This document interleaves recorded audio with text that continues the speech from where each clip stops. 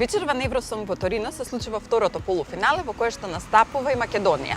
А со кого подобро може да разговараме за Евровизија, освен со некој кој што веќе настапувал тамо? Денеска мој гостин во Без маска, Јана Бурчевска, македонскиот представник од 2017 година од Киев.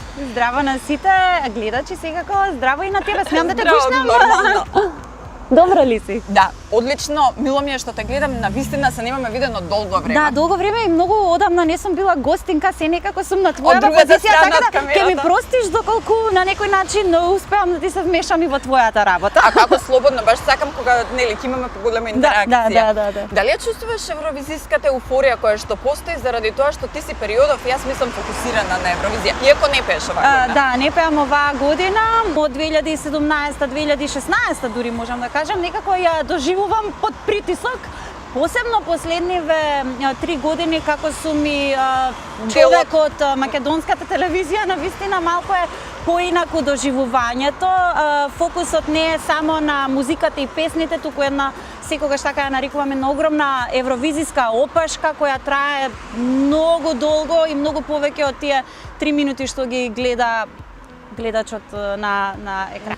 Ние сме намерно тука пред македонската телевизија заради тоа што ти си дел, како што кажа самата, веќе 3 години. Како од пејач стана водител?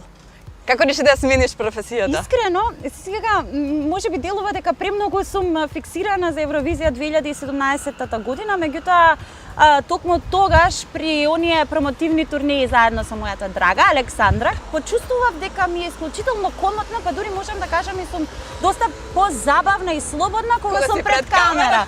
И така некако помина Евровизија, се случи што се случи и при трагање по нова професија, по ново работно место, склоп на околности, некако завршив во македонската радиотелевизија. Во почетокот како ко-водител да, ти ја почна кариерата во Стисни Плей, меѓутоа во тоа време немаше искуство како водител. Колку научи од Александра за водителската улога? За ова се подготвував, како ова да го соопштам. Да, Александра ми беше и се уште ми е огромна помош и поддршка и ментор и критичар, меѓутоа конструктивен, секогаш нели со цел да бидеме подобрата верзија од себе. Многу научив од неа, некако ми помогна да се справам со стравот од тоа огромно студио, мислам. Да не заборавам да напоменам дека моето прво водителско искуство беше во емисија што одеше во живо во тоа време. Трема? И секако дека да, трема и грешки и лапсуси, се сум преминала. Добро, кога ја гледаш денеска емисијата, се смееш, ја гледаш повремено? Не ја гледам. Ретко се гледам, мислам дека сама себе колку што можам да се искритикувам, никој не може, а тоа не е многу здраво. Вака психолошки да се изразам. Сега, ти од скоро време водиш и собствена емисија, Play Top 10. Да. Дали во време кога не се случува скоро ништо на македонската музика е предизвик секоја недела да најдеш нови песни кои што ќе ги ставиш на топ листата? Секоја втора недела се случувало да имаме такви падови, да речам, во музичката продукција. Меѓутоа, кога имаш топ листа е многу лесно да се изигра концептот на емисијата, едноставно пушташ песни со некој краток податок за секоја од нив, оние 10 кои што се во моментот актуелни. Дали е време Јана да сними песни, да се ставиш сама себе на твојата топ листа? Вака сега, дека е време да снимам песна, тоа е апсолутен факт и ветувам, односно веќе се работи на случајот. Меѓутоа, дали би ја ставила на топ листа? Не, можеби Александра ќе го направи тоа. Искрено и сум размислувала многу пати кога би објавила своја песна, дали би било форма на непотизам доколку се најде на програмата на македонската телевизија. Ќе бидам многу внимателна и нема да дозволам нешто непријатно да ми се случи секако. Ти ми кажа дека си израснала во градскиот парк во Скопје, дека тука го имаш поминато детството, дека таму сакаш да одиш многу со твоите деца. Да. Ајде да го продолжиме разговорот таму. Ајде, одиме. Ние ќе одиме да пиеме кафе, меѓутоа додека да стигнеме до кафето. Дали кога првиот пат ги слушна 6 песни што беа оваа година, нели, селектирани, добро? Да, селектирани за песна за Евровизија, дали мислеше дека Андреја ќе победи? Искрено не знаев што да очекувам. Некако Сите избраници има некоја своја автентичност што се носеше со себе и посебна публика. И мислам дека како концепт супер помина за тоа што се даде шанса на млади артисти кои не беа анонимуси. Многу се налутив кога прочитав такви коментари за тоа што навистина доколку следите и слушате македонска музика ќе знаете дека овие луѓе се со некои како Виктор и Калина со кариери од по 10-15 години. Кој ти беше фаворит? Искрено нема фаворити и многу се трудев да немам фаворит затоа што сметав дека е непрофесионално јас да имам фаворити, така некако бев постојано под притисок да не дозволам некој да ми стане фаворит. Ајде, сигурно Меѓутоа бев свесна дека можеби најтесната борба ќе се води помеѓу Лара, Андреја и Виктор. Стигнавме до кафето. Што ги пиеш?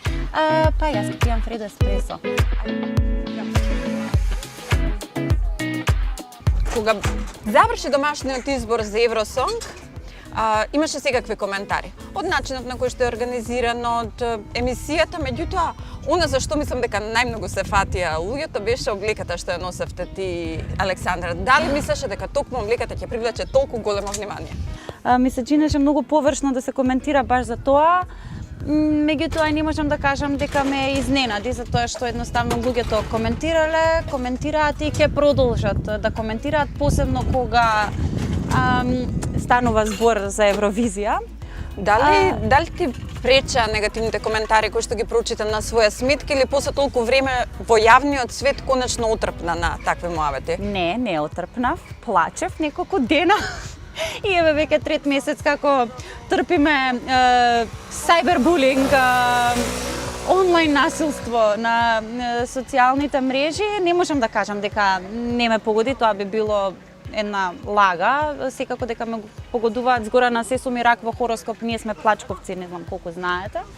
Но тоа е тоа. Свесна сум за фактот дека не можеме секому да се допаднеме и многу е здраво да имаш луѓе кои те бендисуваат, меѓутоа да има и такви кои не те бендисуваат и тоа е окей. Ништо, да се го причекаме ние кафето и да почнеме со победри муавети малку за Евровизија. Хајде. Ти ми кажа дека ова ти е едно од омилените места во градот. Да. Добро, каде го поминуваше времето во парк кога беше? Да, тука пораснав во оние тинеџерски години и ние металците најчесто се собиравме или околу фонтаната, околу споменикот на Гоце Делчев и тревникот кај Мече. И мислам дека е многу корисно за еден млад човек да искуси некоја тие субкултури без разлика дали било хип-хоп, панк, метал, рок-н-рол, што и да е со цел да прирасне во автентична личност. Тие представуваше Македонија 2017 година со Денс Алон. Да. И јас со моите пријатели сега периодов разговаравме, нели, пошто е недела на Евровизија, разговаравме за сите македонски представници што биле изминативе години. Повеќето од нив ми кажа, апсолутно. Повеќето од нив ми кажа дека